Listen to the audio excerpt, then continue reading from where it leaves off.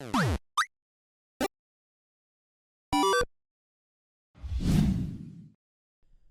Xenoblade Chronicles series has come a long way, and each release has managed to excel in some ways but lag in others.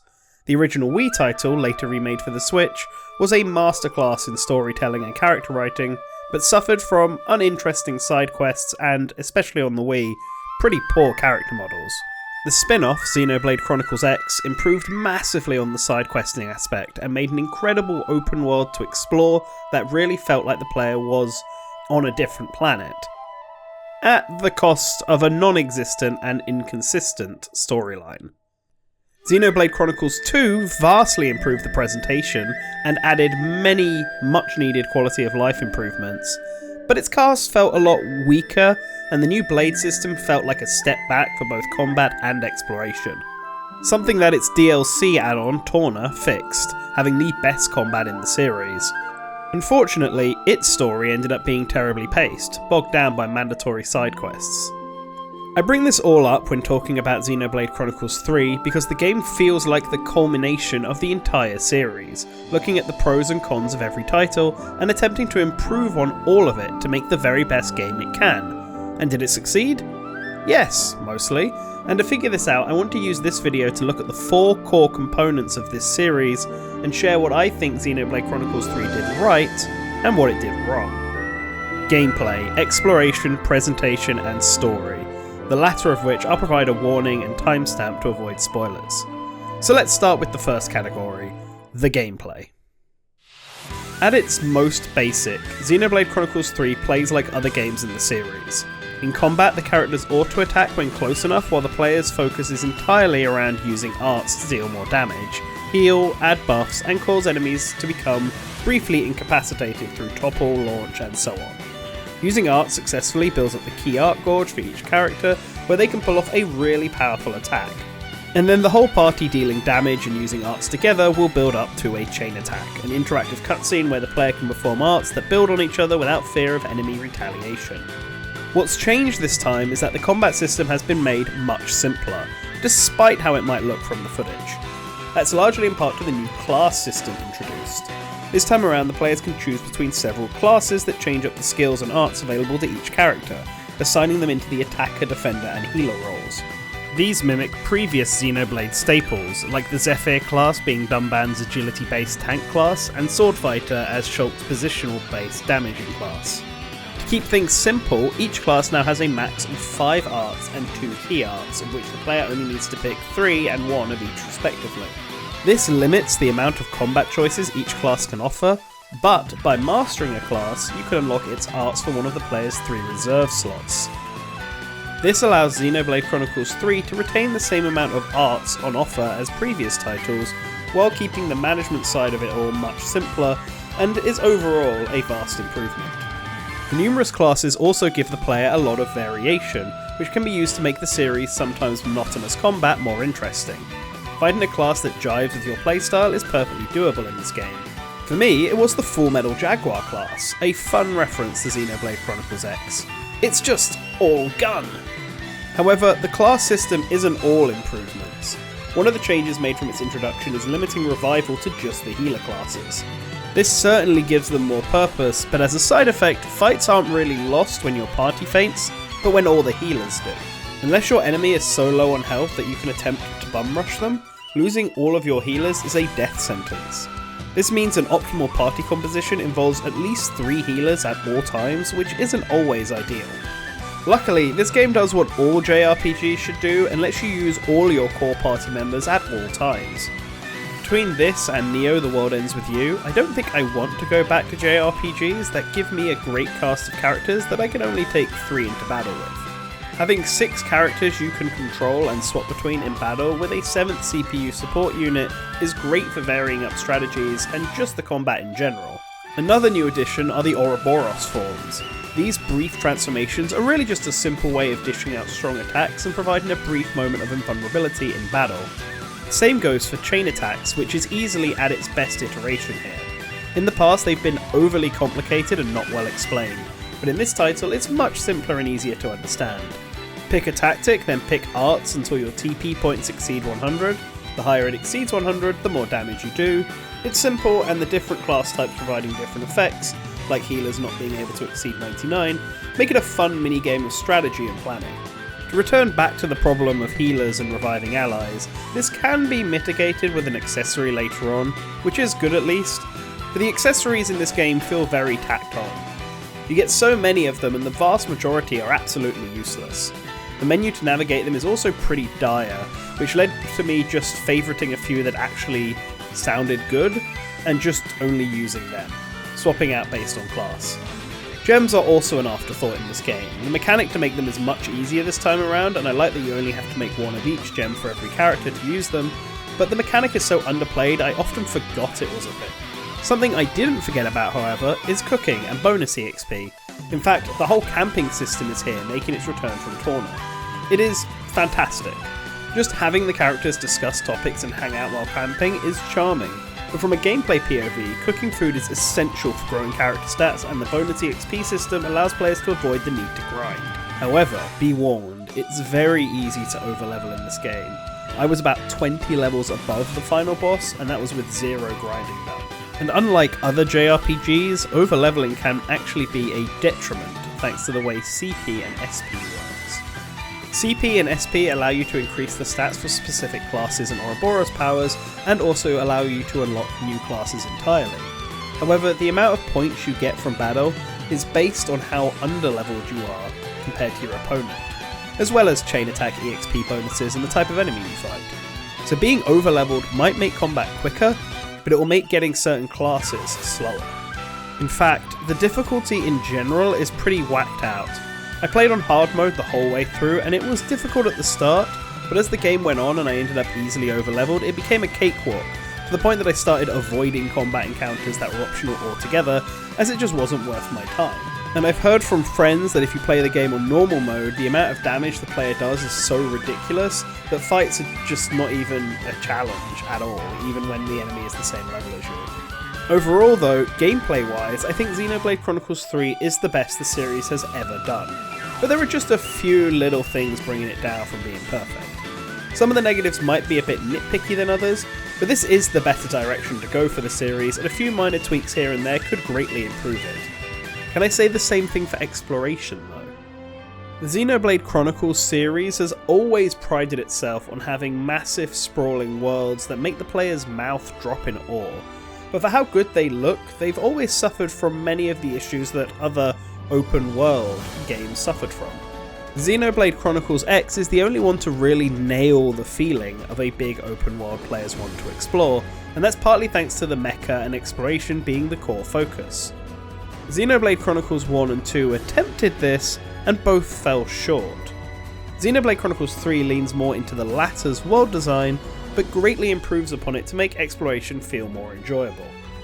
You can really tell that Monolith Soft worked on Breath of the Wild because its influence is everywhere here. That game's open world worked because it filled its land with lots of little points of interest and stuff to collect, like Korok seeds and rare weapons. Xenoblade Chronicles 3 improves upon this though by making the points of interest and collectibles something the player actually wants and will use. Ether, chests, bodies to offseer in order to raise affinity with local colonies, all of this is valuable and can be found by the player at a steady pace, rewarding the player's curiosity. Xenoblade Chronicles 3 takes the best of its predecessors and Breath of the Wild and improves upon it again to make exploration fun and enjoyable. And while it never quite reaches the same heights as X did in its open world design, this is much better than what Xenoblade Chronicles 2 did. No environment skills required this time. But good exploration is more than just the mechanics. It's about the world itself, and the side quests and colony system found here make this world feel alive. Each area has multiple colonies, usually at least one from Agnes and one from Kevis, the two warring nations, and each of these have their own cast of characters, side quests, heroes, and role to play in the world that is interesting to learn about. Some of these, like Colony 4, come as part of the story, while others, like Colony Iota, are entirely optional, found by going off the main path. Having lots of optional story as rewards for exploration is another good boon to this title, and resulted in me scouring every corner of the map to see what secrets it might be hiding, and having fun doing so. Now then, I've said it a few times already, but the series' presentational style has always been a bit mixed, both in the quality of the models and the general art direction.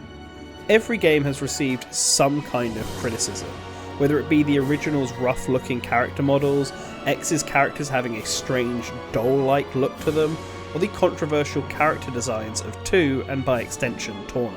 Seems like this was all taken to heart by Monolith Soft, as you can tell that in Xenoblade Chronicles 3 they really tried to find a middle ground and address all previous criticisms, and I think they did so masterfully. The design for each of the characters in this game is spot on, managing to be cool and memorable without going into the absurd or aggressively horny, like was the case for some of the blades in 2. Where the real play should be levied though is on the faces. This series has come a long way from the awkward textured faces of the Wii title, and now has emotive and beautifully expressive faces for all its characters.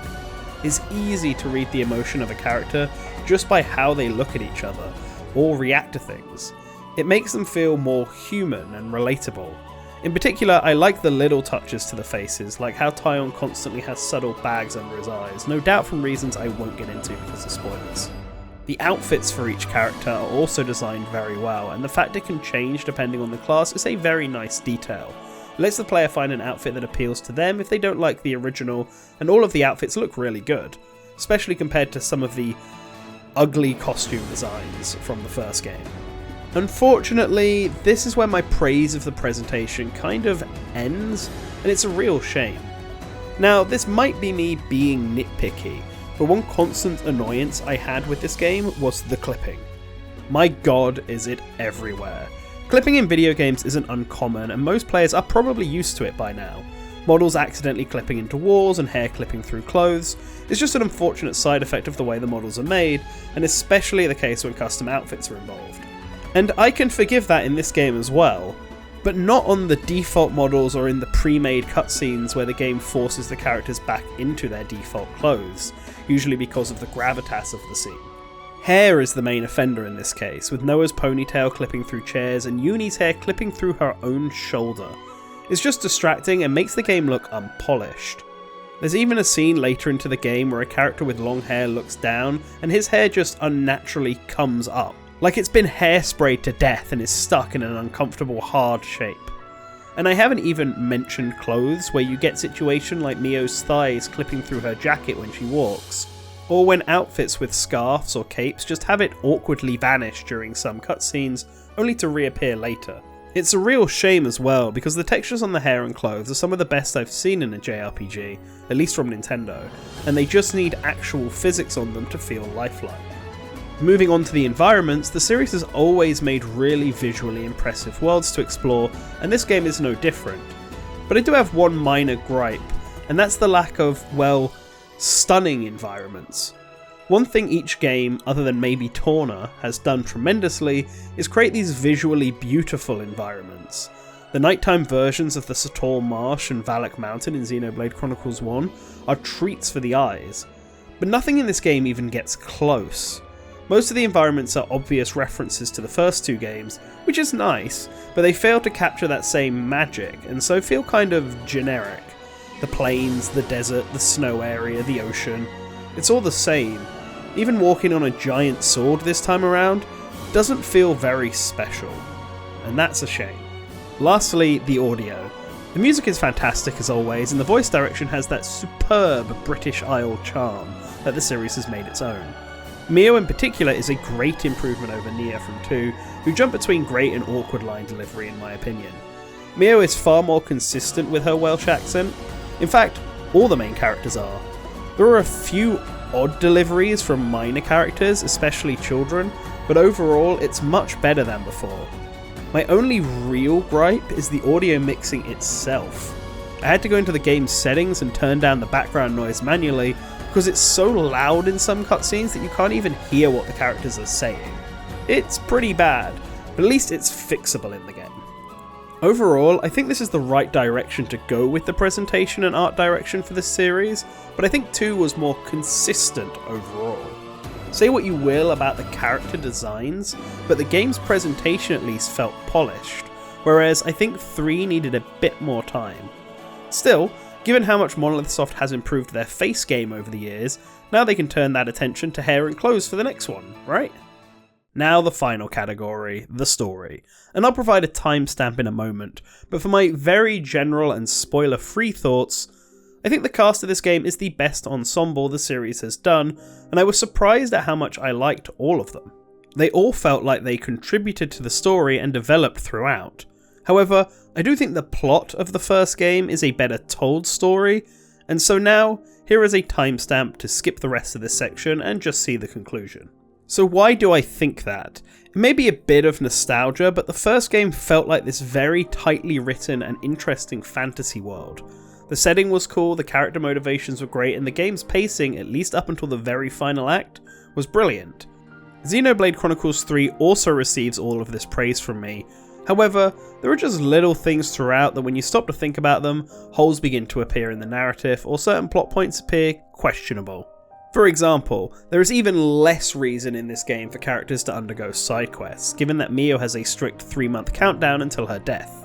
Yet, more than any other game in this series, this title is flooded with side quests that absolutely feel like they should be mandatory. This might be the shortest game in the series if you just focus on the main story, but the longest if you do all the side questing. This is mainly because of the hero quests, some of which appear in the main story, but most of which do not, even though it feels like they should. It is slightly jarring to have the characters talk about how little time they have to reach their goal, only to then immediately backtrack to a previous location to teach a Nopon how to play a flute, or help a colony grow some potatoes. And while I'm on the topic of the character's lifespan, I think it's an incredibly interesting concept, but in execution, it's a bit questionable.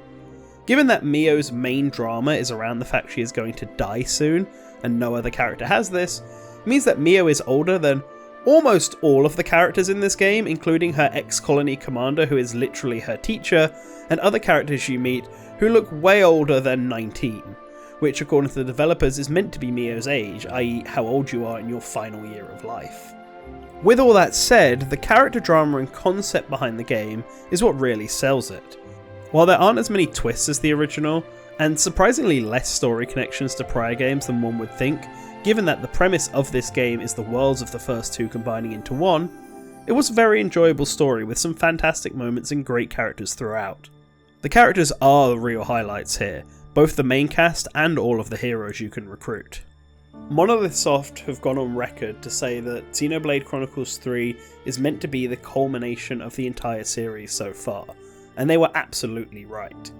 And in doing so, they've managed to make one fantastic and highly enjoyable game. However, I think an apt description for this game is the jack of all trades, master of none.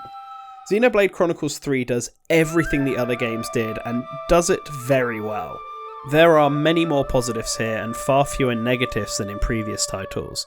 But I think what other games did masterfully, they did better than this game. Whether it be the story of the first title, the presentation of the second, or that feeling of exploration of X, the strongest parts of the previous game still reach higher than in Xenoblade Chronicles 3. This game just has very few low points in it compared to previous titles, and the combat is arguably at its best here. So overall, I think Xenoblade Chronicles 3 is objectively the best game in the series, even if I still rate Xenoblade Chronicles 1 as my personal favourite. So if you like JRPGs or liked just one title in this series and were turned off by another, I would definitely give Xenoblade Chronicles 3 a go.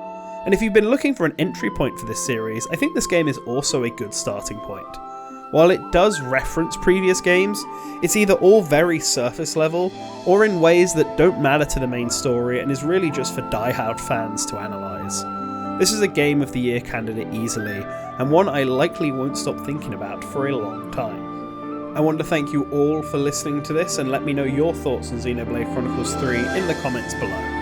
Right now on screen, all of our patrons $5 up are showing up. They are our heroes and help to make this possible. If you want to learn how to join them, you can just click in the link below, as well as all of our socials, where you can stay up to date with all of the happenings going on over here at Source Gaming. If you like this video and want to see more like it, then I recommend hitting that subscribe button if you haven't already, so that way you can always remember to return to the source.